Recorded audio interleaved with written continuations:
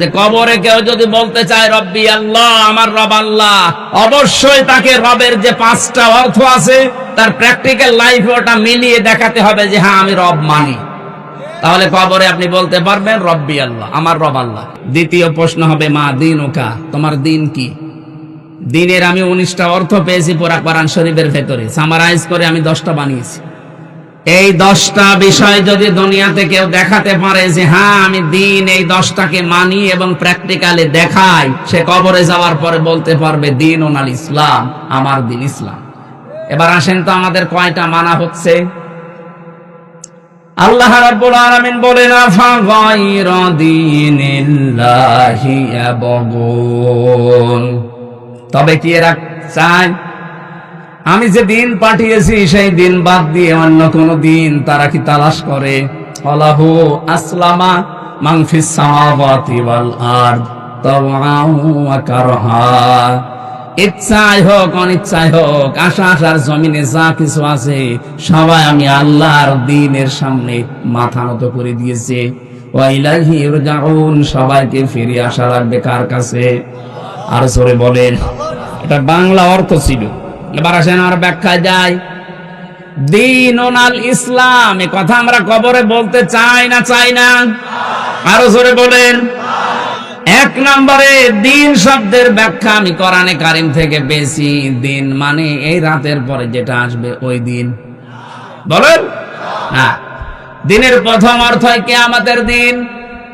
এই জন্য প্রতিদিন আমাদের মুখ দিয়ে আল্লাহ 17 বার করে কমপক্ষে বের করে নিচ্ছে মালিকি ইয়াউমিদ্দিন। জবান খুলে কোরআনের আয়াতটা পড়েন, মালিকি ইয়াউমিদ্দিন। কিয়ামতের দিনের একচ্ছত্র মালিকানা কার? আরো জোরে।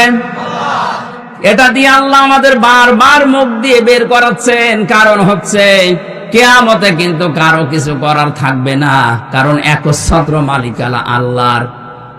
কি এটা দিয়ে আল্লাহ বোঝাতে চাই, ও পৃথিবীর বান্দা বান্দিরা, কারো উপরে ভরসা করে কিয়ামতে ঠেস পাবা না। কত মানুষ, এই বিশেষ করে আপনাদের ব্রাহ্মণবাড়িয়া, কুমিল্লা, এই 2 জেলা এগুলো বেশি, কত মানুষ ভরসা করে আছে কেল্লা বাবা, ফতে বাবা। কিসের কেল্লা, কিসের ফতে? কিয়ামতে যেখানে নবীরা পর্যন্ত ইয়া নাফসি করতে থাকবে, হযরত ইব্রাহিম নবী পর্যন্ত বলবে মাবুদ আমার পিতা আজরের সাথে যা ভালো লাগে তুমি করো, কিন্তু আমাকে বাঁচাও। হযরত ঈসা রূহুল্লাহ তিনি বলবেন মাবুদ আমার মা মরিয়মের সাথে যা আচরণ করবা করো, তুমি আমাকে কিছু বলবা না। চিন্তা করেছেন যে নবীদের নাম বললাম, এত বড় পাওয়ারফুল নবী মূসা কালিমুল্লাহ, কথা বলতেন আল্লাহর সাথে। ইব্রাহিম খলিলুল্লাহ, আল্লাহ যাকে বন্ধু হিসাবে গ্রহণ করে নিয়েছেন। হযরত ঈসা রূহুল্লাহ, যিনি আল্লাহর ফুৎকারে তৈরি হয়েছিলেন। এত বড় বড় পাওয়ারওয়ালা মানুষ যদি বলে আল্লাহ আমার আত্মীয় স্বজন মা বাবা এদের সাথে যা ভালো লাগে তুমি করো গিয়ে, কিন্তু আমাকে তুমি বাঁচাও, সেখানে কেল্লা ফতের উপরে ভরসা করে আছেন যে এরা বাঁচাবে।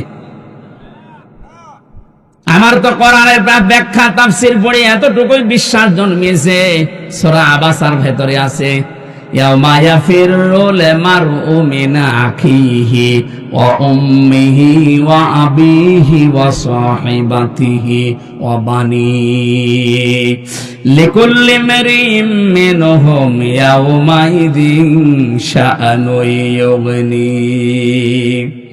আল্লাহ বলেন সেই দিন মানুষ দৌড়াবে নিজের আপন ভাই থেকে, মা বাপ থেকে, সন্তান সন্ততি, স্ত্রী, বন্ধু, এদের থেকে আগে মানুষ পালাতে থাকবে। এখানে প্রায় 6টা মানুষের নাম আছে। কুমিল্লাবাসী মাথায় যদি মগজ থাকে একটু ভাবেন, প্রথমে ভাইয়ের নাম, মায়ের নাম, বাবার নাম, ছেলের নাম, স্ত্রীর নাম, বন্ধুর নাম। বিপদে পড়লে এরাই তো দেখে এগিয়ে আসে। আল্লাহ বলেন এরা পালাবে। এফিররো মানে এই যে বাঘে তাড়া দিলে যেভাবে মানুষ দৌড়ায়, এফিররো শব্দের শাব্দিক অর্থ এই দৌড়। আপনজন দেখলেই মানুষ এরকম করে দৌড়াতে থাকবে। কি বলে আপনার বিবেক বলেন তো আপনি? এরা যদি পালায়, আমার মনে হয় পীর সাহেব বলবে আল্লাহ আমি পীরই ছিলাম না। বলেন, যেখানে মা পালাচ্ছে, বাবা পালাচ্ছে, আপনার ভাই পালাচ্ছে, নিজের বউ পালাচ্ছে, পীর সাহেব বলবে আল্লাহ কিসের পীর, আমি পীর ছিলাম না। এটা বলবে, আপনি সেদিন ধরা খাবেন, সেদিন বুঝবেন। সূরা মাআরিজের ভেতরে আরো কঠিন করে আল্লাহ দিয়েছেন, ইউবাসসারুনাহুম ইয়াওয়াদ্দুল মুজরিমু লাউ ইয়াফতাদি মিন আযাবি ইয়াউমিদিন বিবানি ওয়া সাহিবাতিহি ওয়া আখি ওয়া ফাসিলাতিহি আল্লাতী তুবি ওয়া মান ফিল আরদি জামিআন সুম্মা ইউনজি।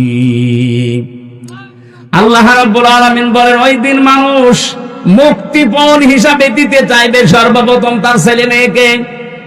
আমি আয়াতটা পড়ার পরে বাণী শব্দের ব্যাখ্যা পড়ার পরে চিন্তা করলাম, আল্লাহ 3টা বছর আমি জেলে আছি, আমার মেয়ে 2টাকে আমি আজও দেখিনি। ওই সময় 7 মাস রেখে গিয়েছিলাম ছোটটারে, এখন ওর 4 বছর। এই 3 বছর হয়ে গেল ওরে আমি না দেখার কারণে ওর প্রতি একটা অজানা ভালোবাসা আমার তৈরি হয়ে গেছে। বড়টার প্রতি অত না, ছোটটা ফারিহা জান্নাতের প্রতি যত বেশি হয়েছে। 3টা বছর না দেখে যদি এত বেশি মহব্বত ভালোবাসা তুমি তৈরি করে দিতে পারো, কোরআনের আয়াতে তুমি বললে কিয়ামতে আমি নাকি ফারিহাকেও মুক্তিপণ হিসাবে তোমারে দিতে চাইবো। আমার তো মনে হচ্ছে না, এই আয়াতটা আমার কেমন লাগছে।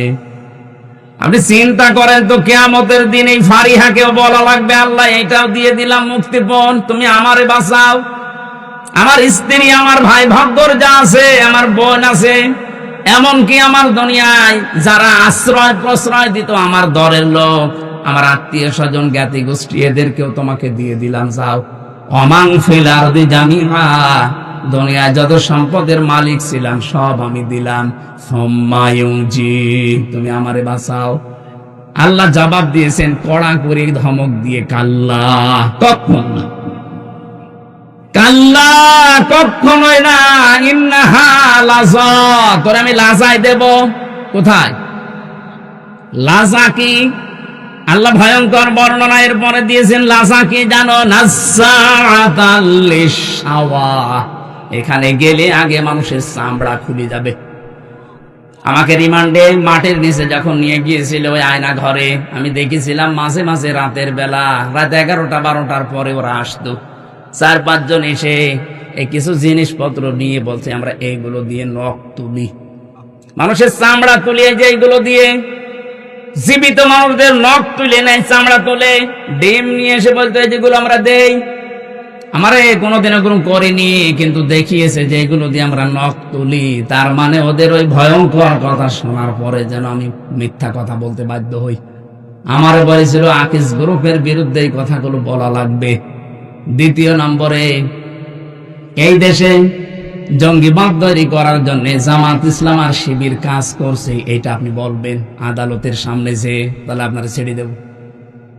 রিমান্ডে বারবার আমাকে ওই অফিসার গুলো, বিশেষ করে এসপি আর এসপি, প্রতিদিন আমার রাতের বেলা এসে বলতো জামাত ইসলাম তো খারাপ না, ভালো দল, ওরা মিথ্যা কথা বলে না, ওরা দুর্নীতি করে না, তা আপনার বলতে সমস্যা কি? না কি কায়দা করে কথা নিচ্ছে দেখেছেন? মনে তো হচ্ছে যে হাজার পাগল হয়ে গেছে মনে হয়। ঠিক আছে, আপনি আমারে নিয়ে চলেন। এত কষ্ট প্রথম কয়েকদিন দিয়েছিল, দেখে না এত নরম চড়ন নেই। শেষে আমাকে ওই জিনে দিয়েছিল যে এইগুলো দিয়ে আমরা নখ তুলি, যদি আপনি কালকে ম্যাজিস্ট্রেটের সামনে এগুলো না বলেন আমরা কিন্তু করব। কয়েকটা মুসলমান অফিসার পেয়েছিলাম।